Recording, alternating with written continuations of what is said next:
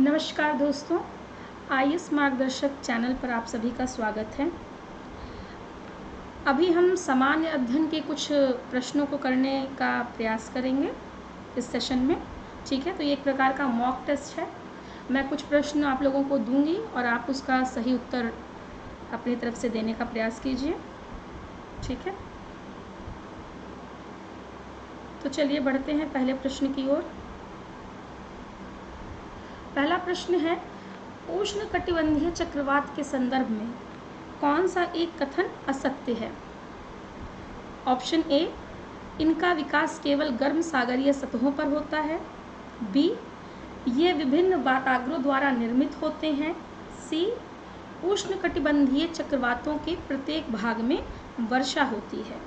D, भूमध्य रेखा पर इनकी उत्पत्ति नहीं होती है। ठीक है, तो आप लोग अपना ऑप्शन इसमें से चूज कर लीजिए प्रश्न को देख करके। अब मैं आपको इसका सही आंसर देती हूँ कि उष्णकटिबंधीय चक्रवात के संदर्भ में कौन सा एक कथन यहाँ पर असत्य है। तो इसका आंसर होगा बी। ठीक है, ये विभिन्न वाताग्रों द्वारा निर्मित होते हैं। आंसर बी, शीतोष्ण कटिबंधीय चक्रवातों का निर्माण वाताग्रों द्वारा होता है। यहाँ पे टाइपिंग मिस्टेक है। ठीक है, ये आप करेक्ट कर लीजिएगा, वाताग्रों हो गया है। ठीक है, ये वाताग्रों होगा, द्वारा होता है, ना कि उष्ण कटिबंधीय चक्रवातों का। ठीक है, अन्य सभी कथन सत्य हैं। ठीक है, चलिए अब सेकंड क्वेश्चन की ओर चलते हैं।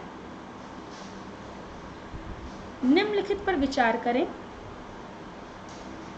पहला लीना, दूसरा ओबे, तीसरा कोलिमा, चौथा येनेशी। ठीक है, उपरोक्त आर्कटिक महासागर में गिरने वाली नदियों को पश्चिम से पूर्व सही क्रम में व्यवस्थित करें।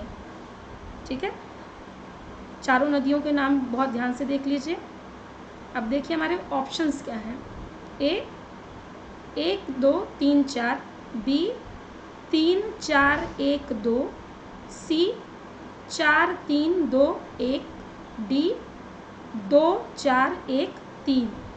आप अपना समय लीजिए और इसका उत्तर देने का प्रयास करिए।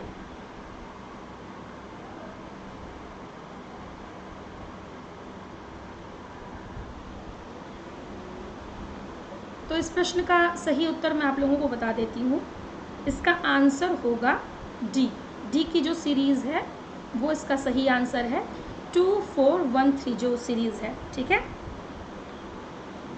आंसर डी, आर्कटिक महासागर में गिरने वाली नदियों का पश्चिम से पूर्व सही क्रम है ओबे, येनेशी, लीना, कोलिमा। ठीक है, चलिए अब तीसरे प्रश्न की ओर चलते हैं।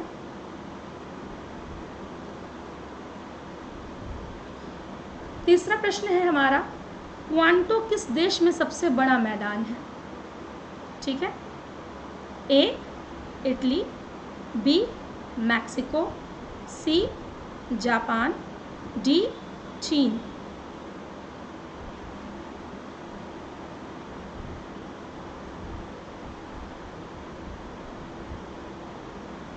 इसका सही उत्तर होगा सी जापान। ठीक है, जापान इसका सही आंसर है। क्वांटो जापान का सबसे बड़ा मैदान है। यह जापान के सबसे बड़े द्वीप होन्शु का भौगोलिक क्षेत्र है। ठीक है, तो आंसर सी इसका राइट होगा तीसरे वाले क्वेश्चन का हमारे। अब हम क्वेश्चन 4 पे चलते हैं।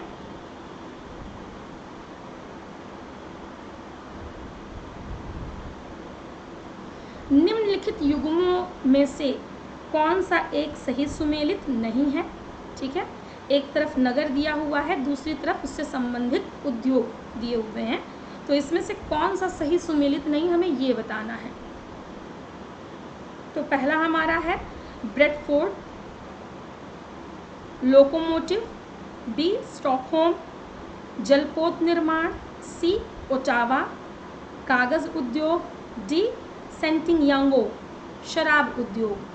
ठीक है, तो ये 4 शहरों के नाम हैं और 4 उद्योगों के नाम दिए हुए हैं। इसमें से हमें बताना है कौन सा एक सही सुमेलित नहीं है। तो आप अपना आंसर दें।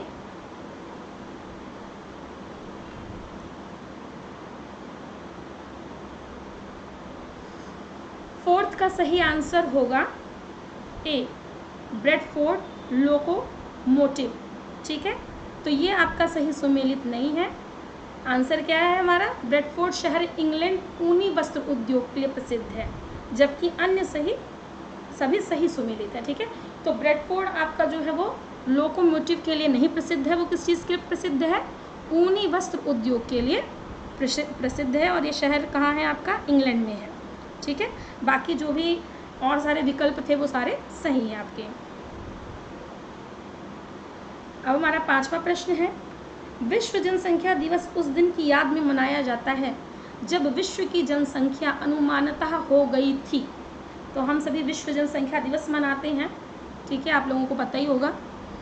तो ये कब से मनाना हमने प्रारंभ किया, यहाँ पे ये पूछा जा रहा है कि जनसंख्या किस स्थिति में पहुँच गई थी जब हमने विश्व जनसंख्या दिवस मनाना प्रारंभ किया। तो ए है 3 अरब, बी 4 अरब, सी 5 अरब और डी 7 अरब।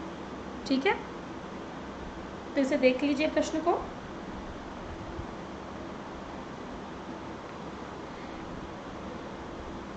इसका सही आंसर है सी 5 अरब।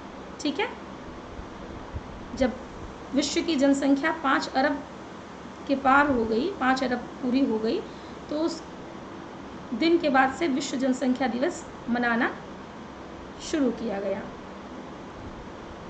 विश्व जनसंख्या दिवस उस दिन की याद में मनाया जाता है जब विश्व की जनसंख्या अनुमानतः 5 अरब हो गई थी। मतलब ये माना जाता है कि 5 अरब के पास संपूर्ण विश्व की जो जनसंख्या है वो हो गई थी। तो उसके बाद उस दिन से, वो कौन सा दिन था? 11 जुलाई 1987।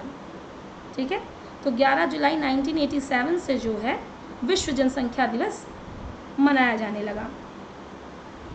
6वां प्रश्न देख लीजिए, परमाणु ऊर्जा केंद्रों न्यूक्लियर पावर स्टेशन में ईंधन के रूप में निम्नलिखित में से कौन सा खनिज पदार्थ प्रयुक्त होता है? ठीक है, जो परमाणु ऊर्जा केंद्र होते हैं उनमें ईंधन के रूप में कौन सा खनिज पदार्थ प्रयुक्त किया जाता है? तो ए है बॉक्साइट, बी है स्फटिक, सी है फेल्डस्पार, डी है पिच ब्लेंड। ठीक है, ऑप्शंस को अच्छे से पढ़ लीजिए।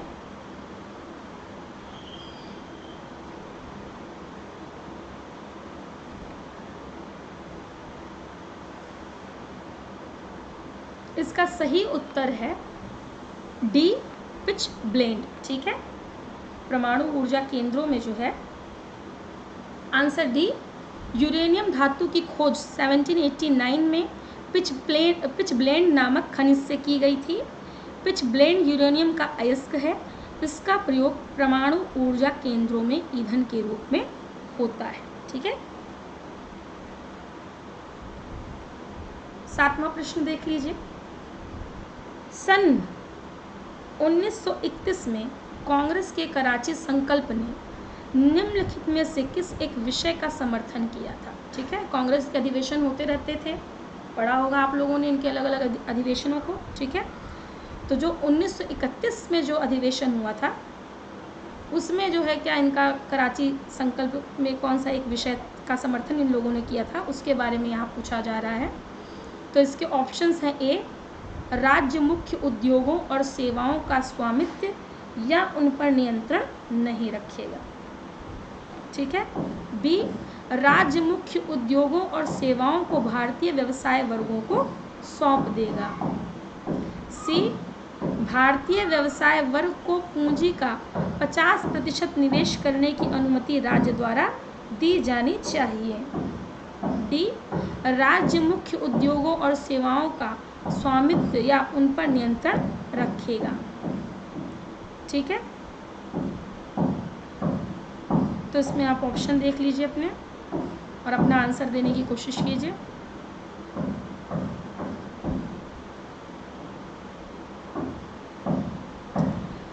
सातवें प्रश्न का सही उत्तर है डी, राज्य मुख्य उद्योगों और सेवाओं का स्वामित्व या उन पर नियंत्रण रखेगा। ठीक है, और जैसा कि काफ़ी लंबे समय तक स्टेट ने किया, गवर्नमेंट ने काम किया कि जो महत्वपूर्ण जो उद्योग या सेवाएं रहीं उनका जो स्वामित्व रहा वो सरकार ने अपने पास रखा, उनको निजी हाथों में नहीं सौंपा।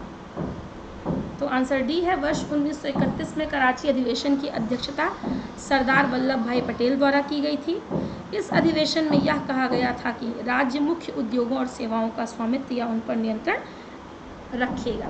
ठीक है, तो जब देश आज़ाद हुआ और जब सरकार बनी तो सरकार ने इसी चीज़ को आगे बढ़ाते हुए ज़्यादातर जो मुख्य उद्योग रहे और जो सेवाएं रहीं उनको निजी हाथों में नहीं दिया और उनको अपने कंट्रोल में रखा। अब अगले प्रश्न पर चलते हैं। 8वां प्रश्न है हमारा, इम्बेक्स एक संयुक्त अभ्यास है जो नियमित रूप से भारत और एक अन्य देश की सेनाओं के बीच संचालित किया जाता है। वह अन्य देश कौन है? ठीक है, इम्बेक्स IMBEX ये क्या है? एक संयुक्त अभ्यास है। संयुक्त अभ्यास मतलब जब दो देश की सेनाएं साथ में मिलकर अभ्यास करती हैं तो उसी को संयुक्त अभ्यास कहते हैं। तो वह अन्य देश कौन है? मतलब भारत के साथ संयुक्त अभ्यास करने वाला और कौन सा देश है? तो ऑप्शन है A Malaysia, B Maldives, C Mauritius, D Myanmar.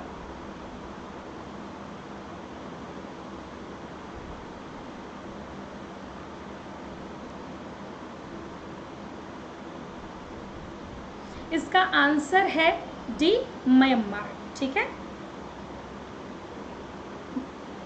Bharat एवं म्यांमार के मध्य इम्बेक्स सेना अभ्यास नियमित रूप से होता है। इसका प्रमुख उद्देश्य संयुक्त राष्ट्र शांति मिशन हेतु म्यांमार दल को प्रशिक्षण देना है। ठीक है, संयुक्त राष्ट्र शांति मिशन जो है इसके लिए भारत क्या करता है, जो म्यांमार का जो दल है उसको प्रशिक्षण प्रदान करता है इम्बेक्स संयुक्त सैन्य अभ्यास के माध्यम से। अगला प्रश्न देखते हैं। 9वां प्रश्न है हमारा, भारत की पहली निजी क्षेत्रक होवित्जर बंदूक बनाने वाली इकाई यूनिट कहाँ स्थित है? ठीक है, ऑप्शंस है ए जमशेदपुर, बी कोलकाता, सी हंजीरा, डी ग्वालियर।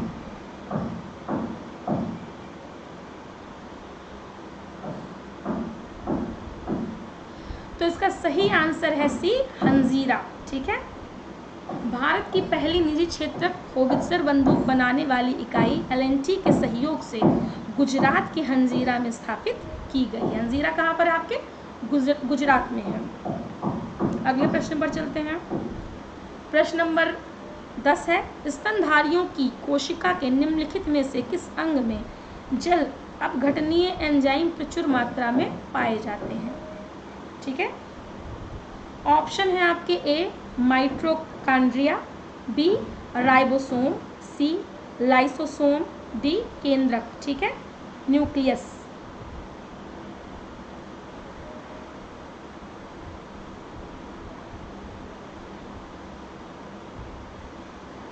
सही उत्तर है इसका सी लाइसोसोम।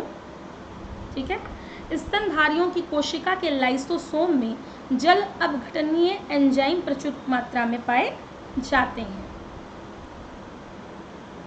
11वां प्रश्न है हमारा, देखिए यहाँ पे दो सूचियाँ दी हुई हैं, सूची 1 और सूची 2। तो इन दोनों को हमें सुमेलित करना है।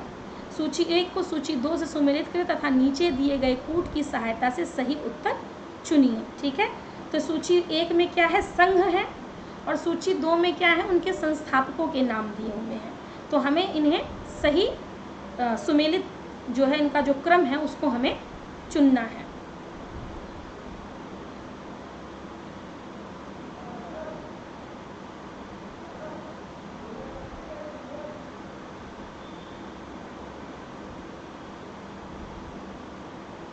कूट देख लीजिए।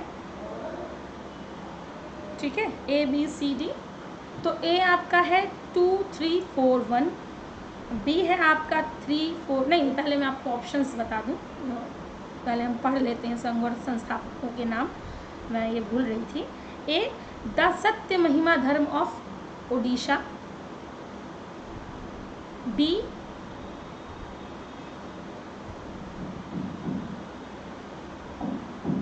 द सत्य महिमा धर्म ऑफ ओडिशा। ठीक है, एक संस्थापक इधर सामने दिए हुए पंडित शिव नारायण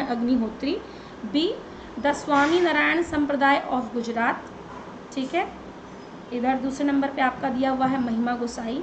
सी द परमहंस मंडली, तीसरे नंबर पे आपके यहाँ पे संस्थापक में सहजानंद स्वामी। डी देव समाज डिवाइन सोसाइटी, और चौथे नंबर पे हैं आपके दादोबा पांडुरंग। ठीक है, तो कूट आप लोग देख लीजिए। ए 2341, बी 3421, सी 4312 और डी 1234।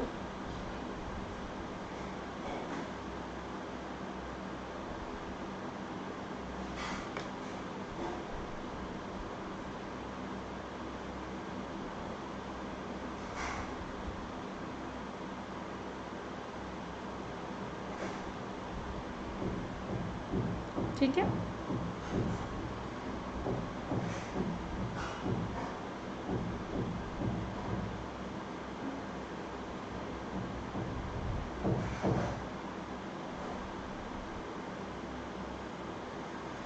तो इसका सही आंसर होगा ए 2341।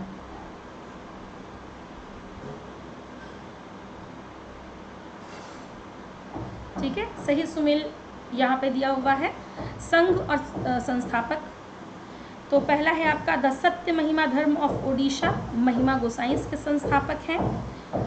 द स्वामी नारायण संप्रदाय ऑफ गुजरात, इसके संस्थापक हैं सहजानंद स्वामी। द परमहंस मंडली, इसके संस्थापक हैं दादोबा पांडुरंग। और देव समाज डिवाइन सोसाइटी, इसके संस्थापक हैं पंडित शिव नारायण अग्निहोत्री। चलिए अब अपने अगले प्रश्न पे चलते हैं। प्रश्न नंबर 12, निम्नलिखित युग्मों में से कौन सा एक सही सुमेलित नहीं है? ठीक है, तो एक तरफ पत्र पत्रिका के नाम है, दूसरी तरफ संस्थापक हैं, तो कौन सा सही सुमेलित नहीं, हमें उसका चयन करना है। A the Hindu G Subramania Iyer, B Amrita Bazar Patrika Motilal Ghosh, C Bengalee Surendranath Banerjee, D Sudharak NN Sen. ठीक है, तो इसमें कौन सा सही सुमेलित नहीं है उसको हमें चुनना है। देख लीजिए, पत्र पत्रिका के नाम और संस्थापक के नाम।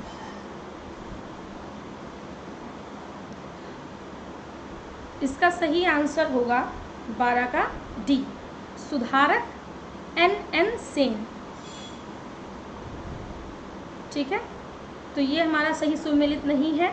सुधारक पत्रिका के संस्थापक गोपाल गणेश आगरकर थे। ठीक है, अन्य सभी सही सुमेलित हैं। नेक्स्ट क्वेश्चन पे चलते हैं। निम्न में से 13वां प्रश्न है हमारा, निम्न में से किस स्थान से सुभाष चंद्र बोस ने दिल्ली चलो का अपना प्रसिद्ध आह्वान किया था? सभी ने लगभग पढ़ रखा होगा। ए रूस, बी जर्मनी, सी इटली, डी सिंगापुर। तो 13वें प्रश्न का सही उत्तर है डी सिंगापुर। सुभाष चंद्र बोस ने 5 जुलाई 1943 को सिंगापुर के टाउन हॉल के समक्ष ब्रिटिश सेना से मोर्चा लेने के लिए दिल्ली चलो आह्वान किया। ठीक है, अब चलते हैं अपने 14वें प्रश्न पर। इनमें से कौन फराइजी आंदोलन से संबद्ध नहीं था? ए हाजी शरीयतुल्ला, बी टीटू मियाँ, सी दद्दू मियाँ, डी नया मियाँ। ठीक है, फराइजी आंदोलन से संबद्ध नहीं था, मतलब एक नहीं है, बाकी 3 हैं, तो बस वो जो एक नहीं है उन्हें आपको इसमें से ढूंढना है।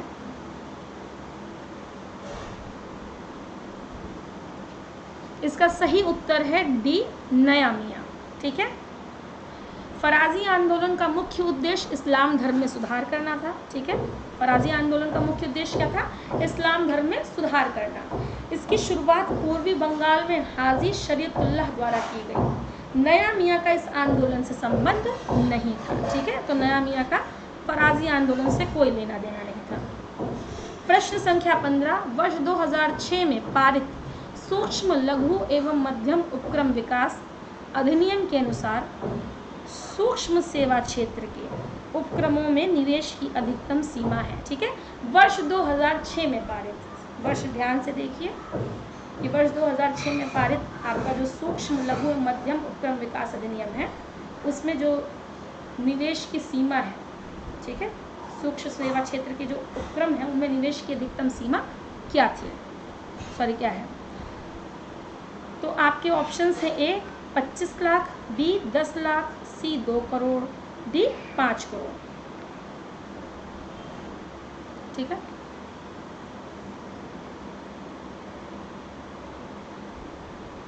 तो इसका सही उत्तर है बी 10 लाख। वर्ष 2006 में पारित सूक्ष्म लघु एवं मध्यम उपक्रम विकास अधिनियम के अनुसार सूक्ष्म सेवा क्षेत्र के उपक्रमों में निवेश की अधिकतम सीमा क्या है? 10 लाख रुपए है। अगले प्रश्न पर चलते हैं। प्रश्न संख्या 16, निम्नलिखित युगों पर विचार कीजिए। 1 यूरोपीय आर्थिक समुदाय Brussels, 2 ASEAN Philippines, 3 OPEC Vienna. ठीक है, तो उपयुक्त युग्मों में से कौन सा से सुमेलित है?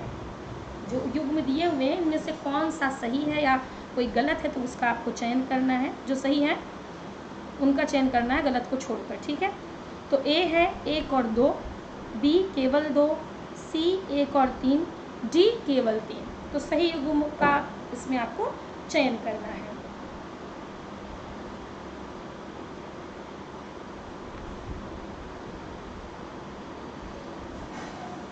इसका सही उत्तर है सी 1 और 3। सही सुमेल है। संगठन देखिए और मुख्यालय देखिए। ठीक है, कि संगठन का मुख्यालय कहाँ पर है। यूरोपीय आर्थिक समुदाय, इसका मुख्यालय है आपका ब्रसेल्स में। आसियान, इसका मुख्यालय है आपका जकार्ता में। और ओपेक, इसका मुख्यालय है आपका वियना में। ठीक है, अब अगले प्रश्न पे चलते हैं। प्रश्न संख्या 17, निम्न पर विचार करें।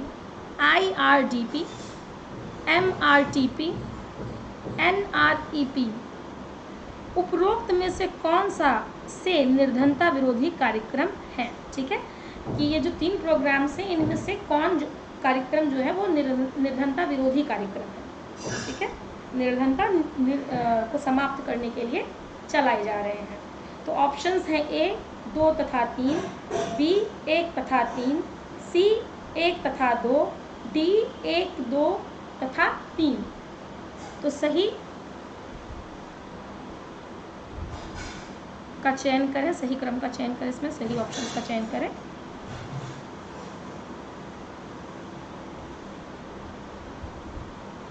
तो इसका सही उत्तर होगा ऑप्शन बी 1 तथा 3। ठीक है, MRTP अधिनियम निजी क्षेत्र में एकाधिकार प्रवृत्ति को रोकने से संबंधित है। ठीक है, तो MRTP का निर्धनता से कोई लेना देना नहीं है। ये क्या है, जो निजी क्षेत्र में एकाधिकार की प्रवृत्ति बढ़ती है, कहीं ना कहीं उस पर नियंत्रण पाने के लिए ये अधिनियम था आपका MRTP। IRDP 2 अक्टूबर 1980 को प्रारंभ हुआ था। तो IRDP का फुल फॉर्म क्या है? Integrated rural development programme. ठीक है, तो कहीं ना कहीं जब आप फुल फॉर्म पढ़ते हैं तो आपको समझ में आता है कि क्या है, ग्रामीण क्षेत्र के विकास से संबंधित कार्यक्रम है। और जब हम ग्रामीण क्षेत्र के विकास पर काम करते हैं तो कहीं ना कहीं गरीबी को भी समाप्त करने में हमें, या गरीबी को कम करने में हमें मदद मिलती है। NREP राष्ट्रीय ग्रामीण रोजगार कार्यक्रम, यहाँ पे देखिए फिर टाइपिंग मिस्टेक हो गई है, सेजगार हो गया है, ये रोजगार हो गया। ठीक है, 15 अगस्त 1983 को प्रारंभ हुआ था। तो इसके नाम से भी पता चल रहा है क्या है ये, कि ग्रामीण क्षेत्र में लोगों को रोजगार उपलब्ध कराने का कार्यक्रम है। तो ये IRDP और NREP ये दोनों ही प्रोग्राम जो है वो निर्धनता उन्मूलन की दिशा में काम करने वाले प्रोग्राम है। जबकि MRTP आपका क्या है, वो अधिनियम निजी, ये जो अधिनियम है वो निजी क्षेत्र में एकाधिकार प्रवृत्ति को रोकने से संबंधित है। अगले प्रश्न पर चलते हैं। प्रश्न नंबर 18, निम्नलिखित युग्मों में से कौन सा एक सुमेलित नहीं है? ठीक है, तो एक तरफ समितियां दी हुई हैं और दूसरी तरफ जो उनकी अनुशंसा रही है, जिस पे उन्होंने काम किया है, वो यहाँ पर दिया हुआ है। ए गोईपोरिया समिति बैंक ग्राहक सेवा में सुधार से संबंधित थी, या बी रेखी समिति निर्यात और आयात का सरलीकरण से संबंधित थी, सी दवे समिति असंगठित क्षेत्र के लिए पेंशन की सिफारिश, दातेवाला समिति बेरोजगारी के अनुमान। तो कौन सा एक सुमेलित नहीं है? ठीक है, 4 ऑप्शन हैं, इसमें से 3 सही और 1 आपका गलत दिया हुआ है। मतलब जो समिति है उसके सामने जो दिया गया है उसने उस पर काम नहीं किया है, तो वो आपको इसमें ढूंढना है।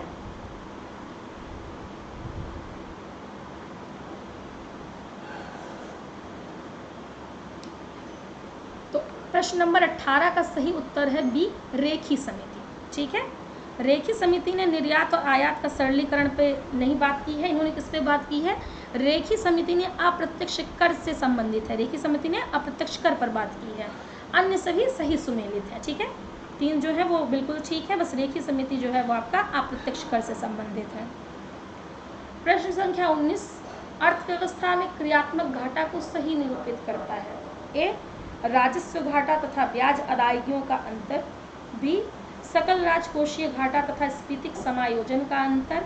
सी, राजस्व घाटा तथा पूंजी संपत्ति के सृजन से संबंधित अनुदान का अंतर। डी, इनमें से कोई नहीं। ठीक है, तो क्या पूछ रहा है कि क्रियात्मक घाटा को इन 4 में से कौन जो है सही तरीके से निरूपित कर रहा है। ठीक है, इन 4 ऑप्शंस में से कौन सा ऑप्शन जो है वो अर्थव्यवस्था में जो क्रियात्मक घाटा है उसको सही ढंग से निरूपित कर रहा है। प्रश्न संख्या 19, इसका सही उत्तर होगा ऑप्शन बी, सकल राजकोषीय घाटा तथा स्फीतिक समायोजन का अंतर जो है वो अर्थव्यवस्था में क्रियात्मक घाटे को सही तरीके से निरूपित करता है।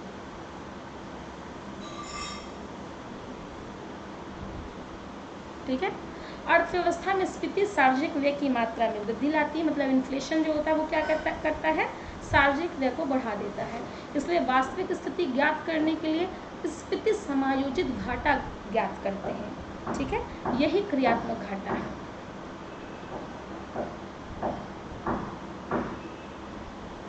अब हम अपने अंतिम प्रश्न पर आ जाते हैं। ठीक है, प्रश्न संख्या 20, भारत में कृषि आय की गणना की जाती है। ए, उत्पादन विधि द्वारा। बी, इनपुट विधि द्वारा। सी, व्यय विधि द्वारा। डी, कमोडिटी प्रवाह विधि द्वारा। ठीक है, यहाँ भी टाइपिंग मिस्टेक हो रही है, ये निधि नहीं विधि होगा। ठीक है, क्वेश्चन नंबर 20, कृषि आय की गणना किस विधि के माध्यम से की जाती है? ए, उत्पादन विधि। बी, इनपुट विधि। सी, व्यय विधि। डी, कमोडिटी प्रवाह विधि द्वारा। तो इसका सही आंसर होगा बी का ऑप्शन नंबर डी, कमोडिटी प्रवाह विधि द्वारा। भारत में कृषि आय की गणना कमोडिटी प्रवाह विधि द्वारा की जाती है। ठीक है, तो आज हमने 20 प्रश्नों को किया है और हम 20-20 प्रश्नों के ही सेट को करेंगे। बहुत लंबा करने से कोई लाभ नहीं है, लोग परेशान होते हैं, छोटा छोटा सेशन ही ज़्यादा बेहतर होता है। ठीक है, तो आज के इस सेशन को हम यहीं समाप्त करेंगे, फिर मिलेंगे नए प्रश्नों के साथ, नए टेस्ट के साथ। नमस्कार।